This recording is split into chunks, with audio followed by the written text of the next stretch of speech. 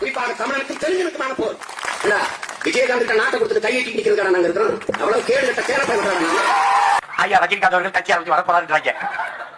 அப்படி விஜய் படத்துல சொல்ற மாதிரி சண்டை வலுவா நடக்கும். அது என்ன யாரு அது அப்புறம் பாத்துக்கும். மான தமிழனா மராட்டியனாங்கிற சண்டை இங்க நடக்கும். இங்கே போர் லட்சிய கூட்டத்திற்கும் ரசிகர் கூட்டத்திற்கும் இடையே போர் சண்டை.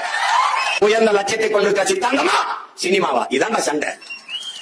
வார ரஜினிகாந்த் கமலஹாசனை அடிக்கிற அடிக்கிறார். இது எந்த நடிகருக்கும் கட்சி ஆரம்பிக்கிறது வராது.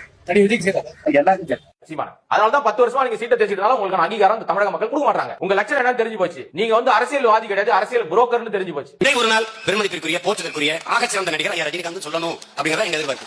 நீங்க சொல்லுவீங்க வந்து வர்றதுக்கு முன்னாடி சொல்லுவீங்க, இல்ல வந்து சொல்லுவீங்க. அம்புட்டு படுத்து வாங்குவீங்க உங்களை.